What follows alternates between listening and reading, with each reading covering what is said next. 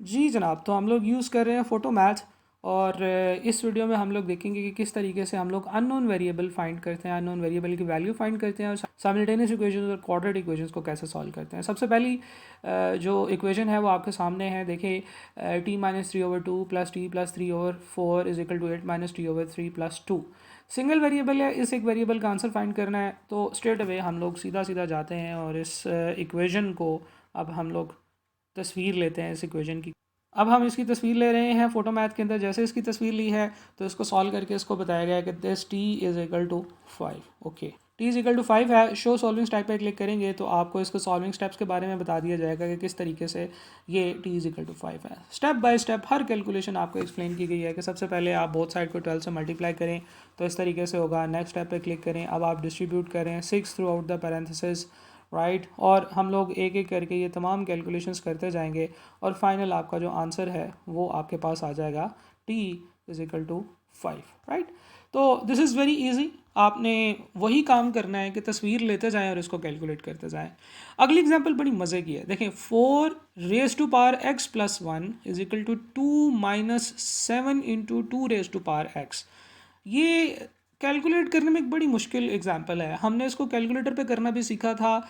मैंने आपको straight away बताया था कि इसको कैलकुलेटर पे कैसे अननोन वेरिएबल की जगह पे एक्स पुट करके इक्वेशन को shift solve is equal to करके हम कर सकते हैं। तो वो भी वीडियोस में एक्सप्लेन किया हुआ है। अगर आपने मेरी कैलकुलेटर की वीडियोस नहीं देखी है तो देर आर अराउंड 19-20 वीडियोस जो कि मैंने यहाँ पे अपलोड की हुई हैं, आप वो जाके देख सकते हैं। आइए इसको हम लोग उस ऐप में सॉल्व करते हैं। तो मैं ऐप में जाऊँगा, स्ट्रेट अवे इसको साइडों से थोड़ा सा मुझे छोटा करना पड़ेगा ताकि जो है ना ये इस जो है ये इसके अंदर ना आए। तो जैसे ही मैं इसको कैप्चर करूँगा तो this is your answer, x is equal to -2। Okay, next example की तरफ चलते हैं। बिल्कुल वैसी example, x⁻⁻1 is equal to 5⁻⁻1 plus 7⁻⁻1, right. तो स्ट्रेट अवे इसको जैसे भी सॉल्व करना होता है वो तो अलग चीज़ें हैं, हम इस वीडियो में वो तो नहीं देख रहे हैं। हम सिर्फ इसको देख रहे हैं कि कैलकुलेटर पे कैसे सॉल्व करेंगे। x⁻⁻1 is equal to 5⁻⁻1 plus 7⁻⁻1। So your x will be equal to 2 × 11/12 या x इज इक्वल टू 2.916। अब देखें, आप इसको फ्रैक्शंस में भी निकाल सकते हैं, आप इसको पॉइंट्स में भी निकाल सकते हैं, जैसे आप इसको कैलकुलेट करना चाहें आप कर सकते हैं। This is very easy. मैं सिर्फ इस तरह की एक और एग्जांपल करूंगा जस्ट आपको ये बताने के लिए कि चीज़ें जो हैं वो इतनी मुश्किल नहीं है। नेक्स्ट एग्जांपल है जी, given that 3⁻x+1 multiply by 2⁻x-2 is equal to 21, find x⁻6। अब देखें, x⁻6 कैलकुलेट करना तो स्ट्रेट अवे यहाँ पे पॉसिबल नहीं है। आप ये ज़रूर कर सकते हैं कि आप पहले x फाइंड कर लें और साथ में अपना कैलकुलेटर ओपन कर लें और 6 ये जो आंसर है 1.85974, 6 1.85974 आप कैलकुलेटर पर सॉल्व कर लें। अच्छा, अब मैं चलता हूँ अननोन वेरिएबल से इक्वेशन की तरफ। देखें, अब आपके पास एक इक्वेशन है जिसमें दो वेरिएबल्स हैं, एक x और एक y। आपको पता है कि x हो एक y हो, इन दोनों की टोटल पावर जो है वो 1 हो, तो इसको हम सिंगल डिग्री इक्वेशन कहते हैं। यानी कि ये एक ऐसी इक्वेशन होती है जो equation of the straight line भी है।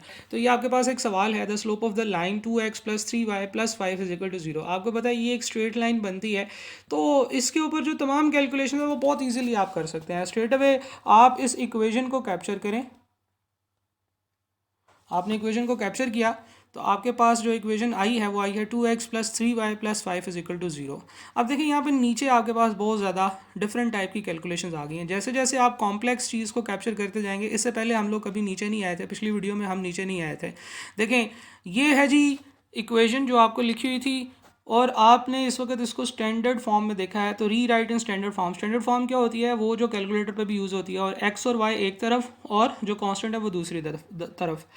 आप इसके नीचे ये देखें लिखा हुआ है री राइट इन स्लोप इंटरसेप्ट फॉर्म। जैसे ही आप इसके ऊपर क्लिक करेंगे तो ये इक्वेशन स्लोप इंटरसेप्ट फॉर्म में आ जाएगी, which is equal to Y is equal to a+mx।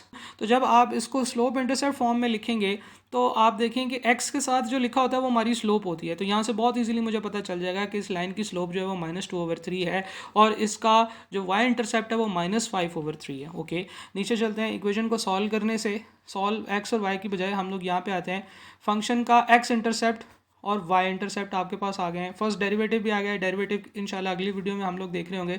Second derivative भी कैलकुलेट करके दे दिया है जो कि बड़ा मज़े का है। स्ट्रेट लाइन का सेकंड डेरिवेटिव आपको पता है इक्वल टू 0 होता है, ओके, जो चीज़ आपको यहाँ पे भी बताई हुई है।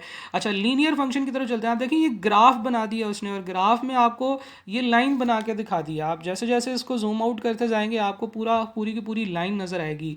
अच्छा, यहाँ पे ये नीचे देखें ग्राफ डिटेल्स हैं। आप ग्राफ डिटेल्स के ऊपर क्लिक करेंगे तो आपको पहली चीज़ बताई गई है कि इसका जो रूट है -5/2, 0 है। देखें जो रूट होता है ना, that is actually your x intercept, right. और जब आप इसके ऊपर क्लिक करेंगे तो आपको दिखाएगा दिस इज़ -5/2, 0। तो अगर स्ट्रेट लाइन हो, इसके रूट की बात की जाए तो स्ट्रेट लाइन का जो रूट होता है वो उसका एक्स इंटरसेप्ट होता है। वैसे तो जो क्वाड्रेटिक इक्वेशन होती है उसके भी जो रूट्स होते हैं ना वो उसके एक्स इंटरसेप्ट्स होते हैं, ओके। वर्टिकल इंटरसेप्ट क्या है, आप वर्टिकल इंटरसेप्ट पे क्लिक करें तो आपको स्क्रीन पे दिखाएगा कि this is the vertical intercept. तो एक्स इंटरसेप्ट भी बता दिया है, वाई इंटरसेप्ट भी बता दिया है। तो इस इक्वेशन का अगर एक्स इंटरसेप्ट और वाई इंटरसेप्ट आपने देखने हो तो आप यहाँ से ग्राफ के अंदर आके देख सकते हैं। स्लोप भी आपको पता चल सकती है, एक्स इंटरसेप्ट पता चल सकता है, वाई इंटरसेप्ट पता चल सकता है, फर्स्ट डेरिवेटिव इसका कैलकुलेट किया जा सकता है, सेकंड डेरिवेटिव भी कैलकुलेट करके उसने दिखा दिया। यानी कि इसमें जितनी पॉसिबल कैलकुलेशंस हो सकती थी वो तमाम की तमाम इसने करके दे दी हैं, और ये स्ट्रेट अवे सीधी सीधी कैलकुलेशंस हैं। You do not need to worry about it कि यार इसको कैसे एंटर करना है और कैसे, आपने जस्ट इसकी तस्वीर लेनी है। तो ये फोटो मैथ जो है ये बहुत ही खूबसूरत एप्लीकेशन है। हम लोग आगे चलते हैं नेक्स्ट क्वेश्चन की तरफ। देखिए क्वेश्चन बड़ा मजे का है। The point of intersection between the straight lines lie in, ये दो लाइंस हैं, आपको पता है 3x + 2y = 6 and 3x - y = 12, ये दो लाइंस हैं। इन दोनों का पॉइंट ऑफ इंटरसेक्शन के बारे में देखना है। तो सिंगल लाइन की बजाय अब हम दो लाइंस की तरफ जाने लगे हैं, तो हम इन दोनों लाइंस को इकट्ठा इनकी तस्वीर ले लेंगे। तो जब आप इनकी तस्वीर ले लेंगे तो आपके पास ये आ जाएगा 3x + 2y = 6 and 3x - y = 12। हाँ जी, बिल्कुल सही एंटर हो गई हैं। तो इन इक्वेशंस को सॉल्व करने से बाय द सब्सटीट्यूशन मेथड, देखें ना ये साइमल्टेनियस इक्वेशंस है ना, जिसमें दो अननोन वेरिएबल्स हैं तो दो इक्वेशंस आपको चाहिए, तो आपको x और y का आंसर मिलेगा। देखें इन दोनों का जो सोल्यूशन है, solution of these equations is 10/3, -2। अब ये कैलकुलेटर पे भी हम लोग कर सकते हैं, जो हमारे पास FX 991 कैलकुलेटर्स होते हैं ES+, उनके थ्रू हम ये कैलकुलेशन कर सकते हैं। लेकिन व्हाट इफ़ कि आपको कुछ भी एंटर ना करना पड़े, बस आप एक तस्वीर लें और कैलकुलेशन हो जाए। तो x है जी 10/3 यानी कि 3.333 एंड y = -2। आगे चलते हैं। देखिए ये नीचे बड़ी मज़े की कैलकुलेशन आ रही है। आपको पता है कि दो तीन तरीक़ों से हम लोग जो साइमल्टेनियस इक्वेशन है इनको सॉल्व कर सकते हैं। एक मेथड होता है जी सब्स्टिट्यूशन मेथड। तो सब्स्टिट्यूशन मेथड इस वक्त टिक हुआ है, यानी कि अगर आप देखना चाहते हैं कि इसको सब्स्टिट्यूशन मेथड से कैसे सॉल्व करेंगे तो आप शो सॉल्विंग स्टेप पे क्लिक करें, तो आपको ये सब्स्टिट्यूशन मेथड से सॉल्व करके बताया गया है। आप अगर इसको गौर से समझ लें, स्टेप बाय स्टेप इस क्वेश्चन को ही देख लें, तो आपको सब्स्टिट्यूशन मेथड भी समझ आ जाएगा, राइट। ओके, हम लोग चलते हैं इस पर क्लिक करते हैं एलिमिनेशन मेथड के थ्रू, और आप शो सॉल्विंग स्टेप पे क्लिक करते हैं। आपको पता है जिस मर्जी मेथड से सॉल्व कर लें, आंसर के ऊपर कोई फ़र्क नहीं पड़ता, हाँ कैलकुलेशन के तरीके पे फ़र्क पड़ता है। तो अभी जब आप इसके ऊपर क्लिक करेंगे तो आपको ये उस मेथड के through which is elimination method के थ्रू आपको बताएगा कि इसको किस तरीके से कैलकुलेट करना है। एक्सप्लेन हाउ पे आप क्लिक करेंगे तो ये आपको पेड फीचर की तरफ ले जाएगा, इसलिए आप एक्सप्लेन हाउ पे क्लिक ना कीजिएगा, आप वैसे ही इसको बहुत ईजिली समझ सकते हैं। सबसे मज़े की बात है ये नीचे सिस्टम, ये दो इक्वेशंस हैं जो कि कार्टेशियन प्लेन के अंदर आपको ड्रॉ करके दिखाई गई हैं। एक ब्लू है और एक ग्रीन है, और इन दोनों का पॉइंट ऑफ इंटरसेक्शन देखें आपको इस वक्त दिखाया जा रहा है। तो आपको ये ग्राफ भी बना के दिखा दिया है। उसने बताया है कि जो 3x + 2y = 6 है ये ब्लू कलर की लाइन है, और 3x - y = 12 ये ग्रीन कलर की लाइन है। इन दोनों का पॉइंट ऑफ इंटरसेक्शन ये निकल रहा है, और जो ब्लू कलर की लाइंस है इसके रूट के बारे में आपको बताएगा। जी रूट क्या होता है? जी बिल्कुल ठीक है, ये वो पॉइंट होता है जहाँ पे लाइन x एक्सिस को काटती है। तो एक स्ट्रेट लाइन का जो रूट होता है वो उसका x इंटरसेप्ट होता है, और वर्टिकल इंटरसेप्ट उसका ये है। ठीक है जनाब, ओके। हम लोग दूसरी लाइन की बात कर लेते हैं। दूसरी लाइन क्या है जी? ग्रीन कलर की, जिसके रूट हैं 4,0 और उसका वर्टिकल इंटरसेप्ट है जी 0, -12, राइट। और इनका जो सोल्यूशन है वो ये है। तो जिस पॉइंट के ऊपर आप क्लिक करेंगे, मैं यहाँ पे ये 10/3 -2 के ऊपर जब मैं जैसे ही क्लिक करता हूँ तो मेरे पास यहाँ पे वो ग्राफ में पॉपअप के तौर पे दिखाता है कि भाई दिस इज़ योर आंसर, परेशान होने की ज़रूरत नहीं है, राइट।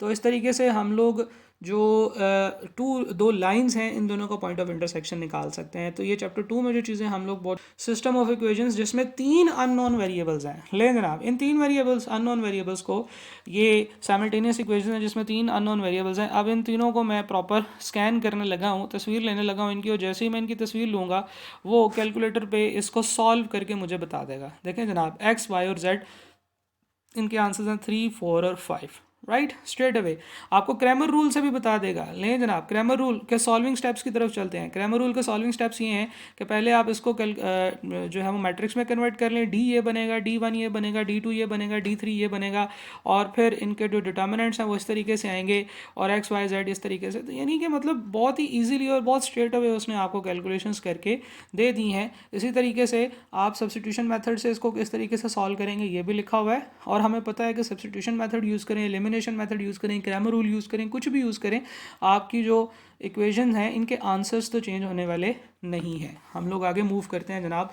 बहुत सारी चीज़ें जो इस वीडियो में अभी हमने डिस्कस करनी है। हमारे पास ये एक क्वाड्रेटिक इक्वेशन है। क्वाड्रेटिक इक्वेशन है जी x minus 3 raise to power 2 minus 30, और ये आप इसकी तस्वीर लीजिए। तो जैसे ही आप इसकी तस्वीर लेंगे,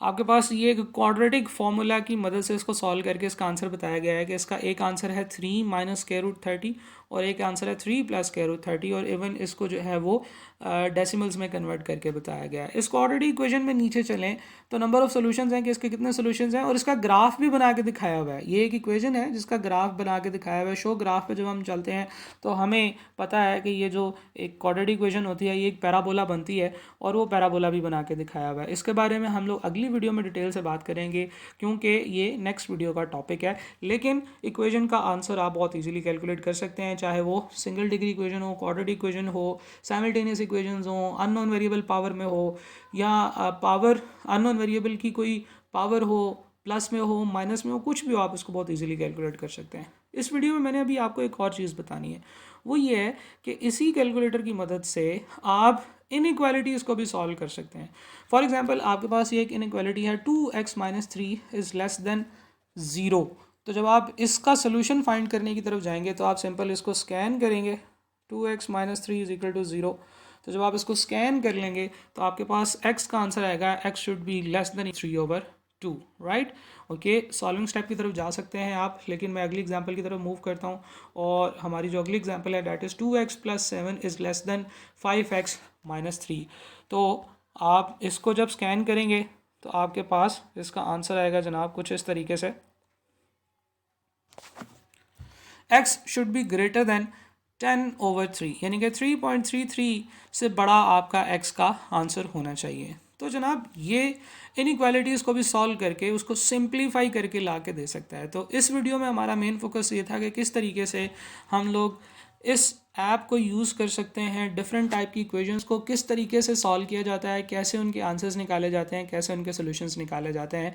इससे पहले वाली वीडियो में हमने इसी ऐप को यूज़ करते हुए सिंप्लीफिकेशन सीखी थी, और उसके साथ साथ हमने फैक्टराइजेशन सीखी थी। और अब जो आगे वीडियो में रिकॉर्ड करने वाला हूँ इसमें हम देखेंगे कि किस तरह इस ऐप की मदद से हम लोग डेरिवेटिव्स फाइंड कर सकते हैं, सिंपल फंक्शंस के, कॉम्प्लेक्स फंक्शंस के डेरिवेटिव कैसे फाइंड किए जा सकते हैं इसी ऐप से, और बिल्कुल इसी तरीके से। इसके अलावा हम लोग कैसे एक पैराबोला या एक क्यूबिक फंक्शन में मैक्सिमम, मिनिमा और पॉइंट ऑफ इन्फ्लेक्शन वगैरह किस तरीके से फाइंड कर सकते हैं।